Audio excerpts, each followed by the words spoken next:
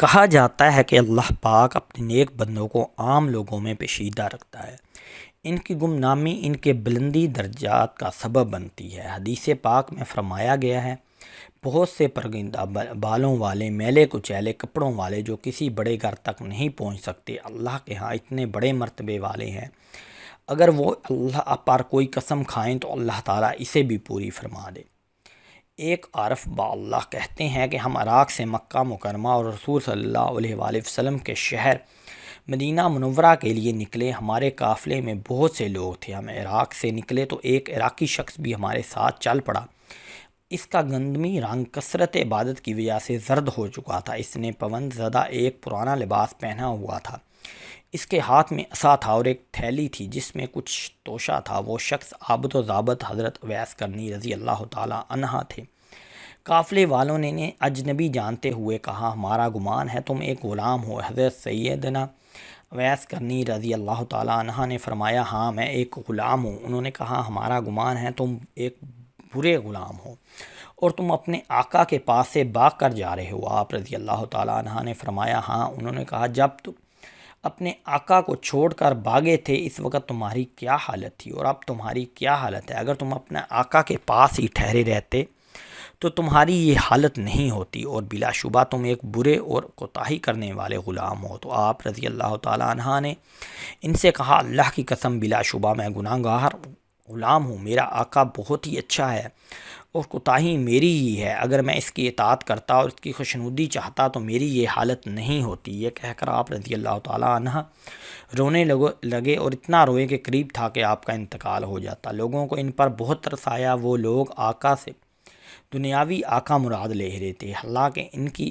آقا سے مراد اللہ رب العزت کی ذات تھی۔ قافلے والوں میں سے ایک نے کہا، ڈرو مت، میں تمہارے لیے تمہارے آقا سے امان لے لوں گا، تم اس کی طرف لوٹ جاؤ اور توبہ کر لو۔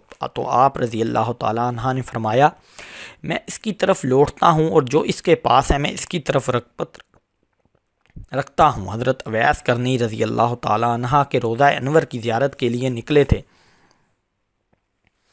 اور چونکہ قافلے نے بھی اسی دن کوچ کیا تھا اس لیے آپ اس میں شامل ہو گئے تھے۔ قافلہ تیزی سے سفر کر رہا تھا۔ رات اس قافلے نے ایک بیابان میں پڑاؤ ڈالا۔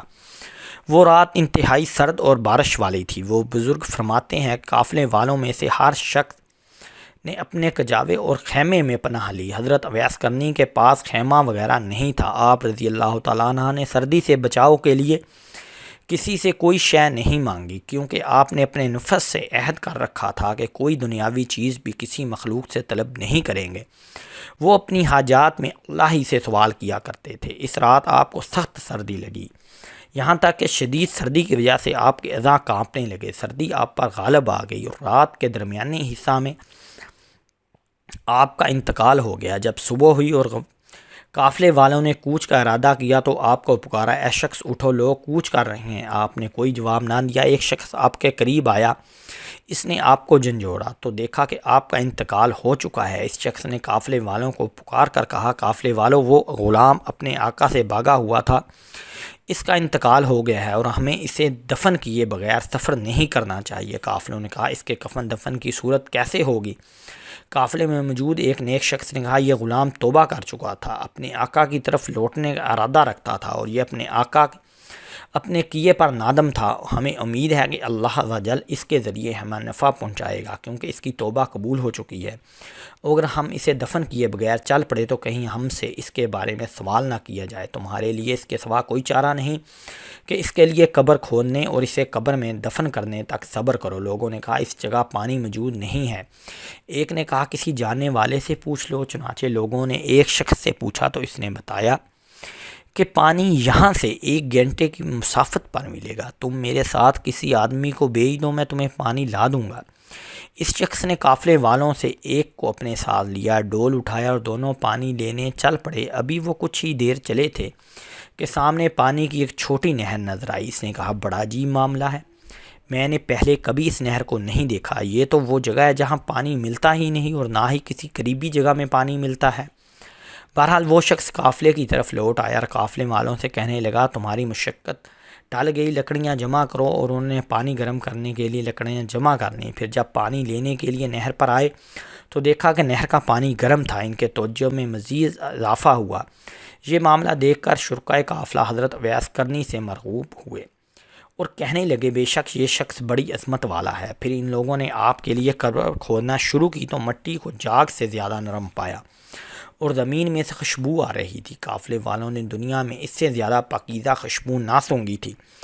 ان کے دلوں میں حضرت اویس قرنی کا رعب وقار بڑھ گیا۔ آپ کی قبر کی مٹی دیکھنے میں عام آدمی کی طرح تھی، لیکن سونگنے پر اس میں مشک کی خوشبو آ رہی تھی۔ ان لوگوں نے آپ کے لیے خیمہ نصب کیا اور آپ کے جسم کو اس میں منتقل کر دیا اور آپ کے کفن کے معاملے میں بحث کرنے لگے۔ ایک شخص نے کہا کہ انہیں کفن میں دوں گا، دوسرے نے کہا میں دوں گا۔ پھر جب ان سب کی رائے اس بات پر متفق ہوئی ہر شخص کفن کے لیے ایک ایک کپڑا دے گا۔ پھر ان لوگوں نے کاغذ اور قلم لیا اور آپ کا حلیہ اور صفات لکھنے لگے اور آپس میں کہنے لگے انشاءاللہ ہم مدینہ پہنچیں گے تو شاید وہاں ہمیں ان کا کوئی نہ کوئی جاننے والا مل جائے۔ پھر ان لوگوں نے اس پرچے کو اپنے سامان میں رکھ لیا۔ جب انہوں نے حضرت اویس قرنی رضی اللہ تعالیٰ عنہ کو غسل دے دیا اور کفن پہنانے کے لیے آپ کے لباس کو اتارنا چاہا تو آپ کو جنتی کفن میں لپٹا ہوا پایا۔ دیکھنے والوں نے کبھی ایسا کفن نہ دیکھا تھا۔